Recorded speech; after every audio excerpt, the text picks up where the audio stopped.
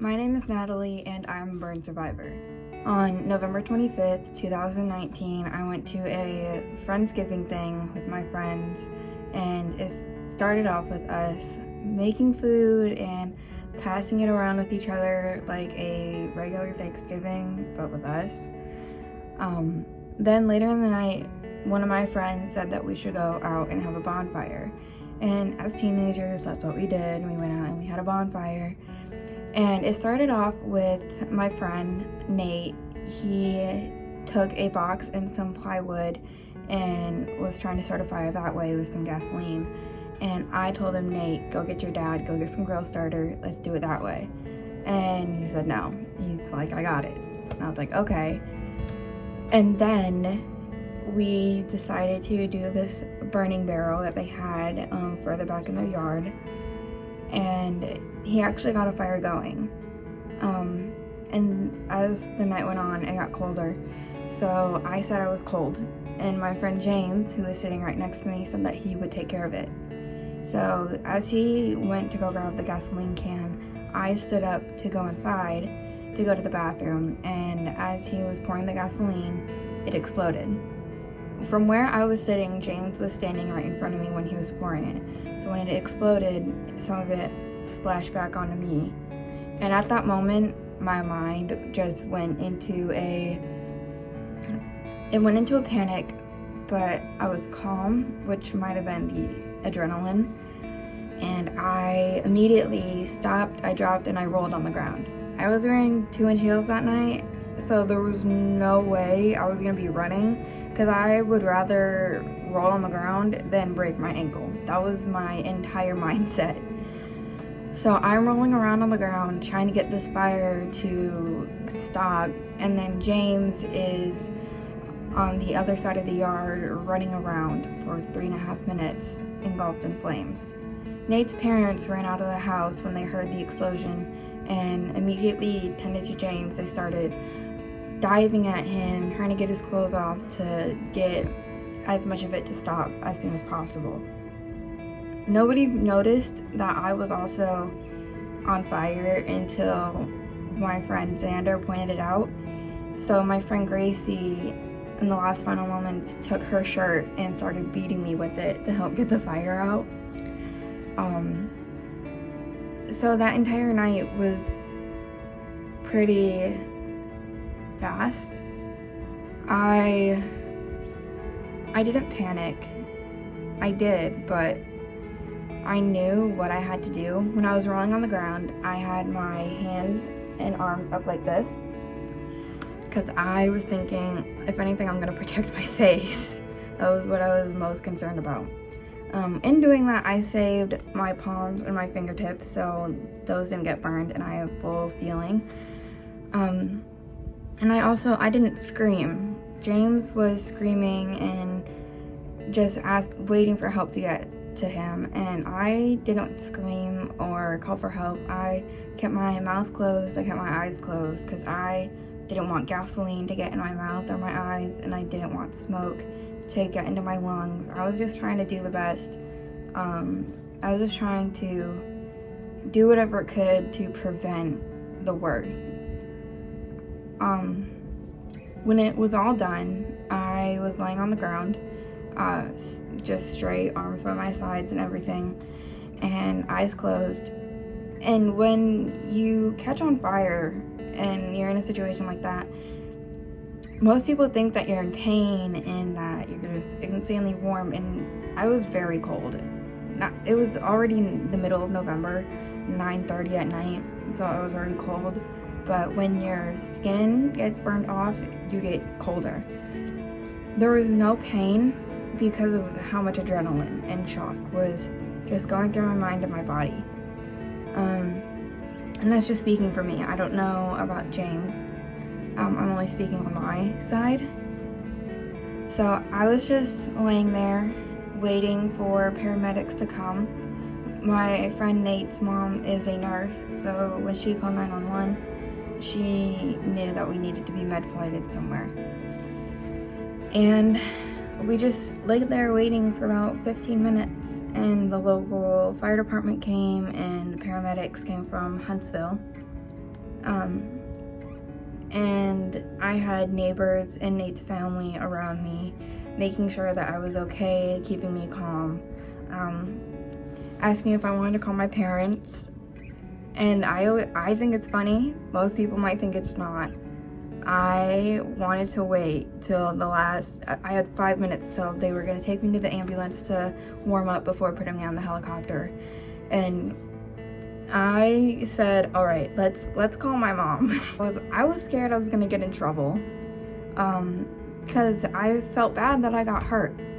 And when we called my parents, obviously the other adults that were there talked to them first, and then I talked to them before I got back in the ambulance, and then I got taken back, and then James was flown off before I was, and then I got flown off about 5-10 minutes later. And I remember the helicopter ride.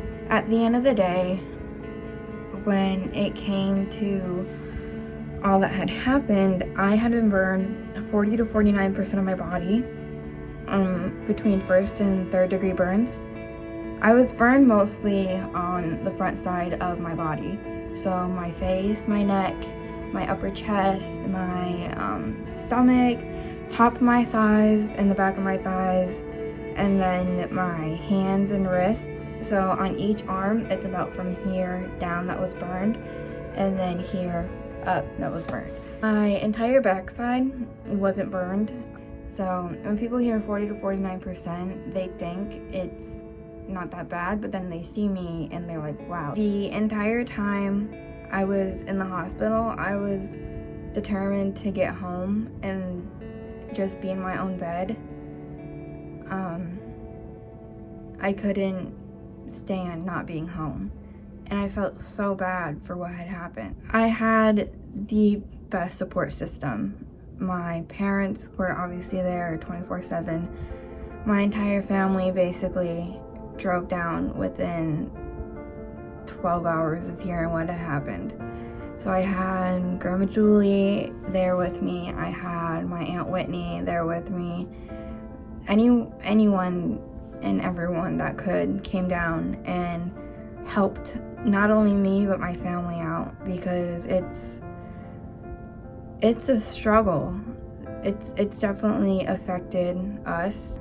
In the hospital, I had about 5 large surgeries, but since being out of the hospital, I've had 5 laser surgeries. And I want to say thank you to Grandma Julie and Grandpa Bill for letting me be the subject of the pig roast / benefit. Thank you all for coming and supporting and donating to all this. It really means so much, even to all those who helped and sent money and gifts when I was in the hospital. Thank you to everyone who pitched in and bought me a laptop for school, and it doesn't go unrecognized. I'm truly grateful for everything that you all have done and are doing, and I don't think I could express that even more.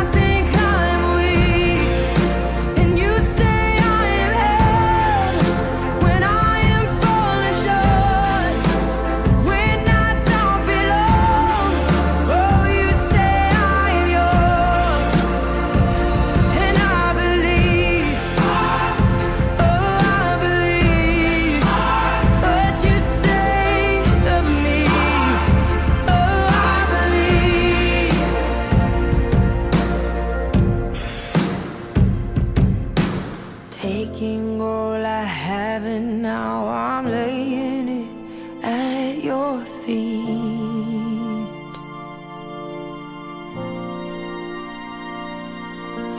You'll have every failure, God, you'll have every victory.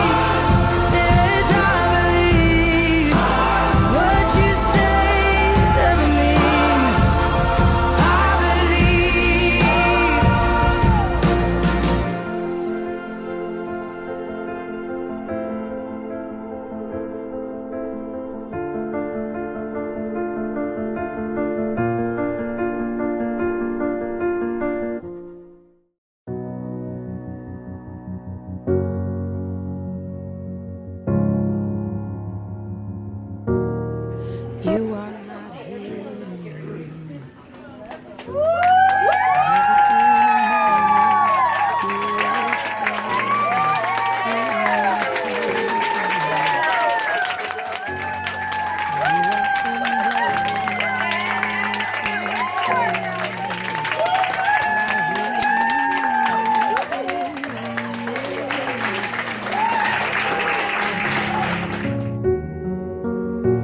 I hear your SOS, your SOS.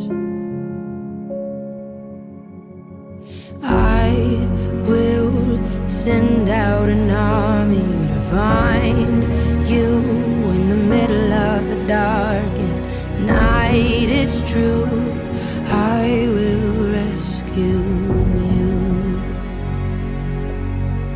There is no distance that cannot be covered over and over. You're not defenseless. I'll be your shelter, I'll be your armor. I hear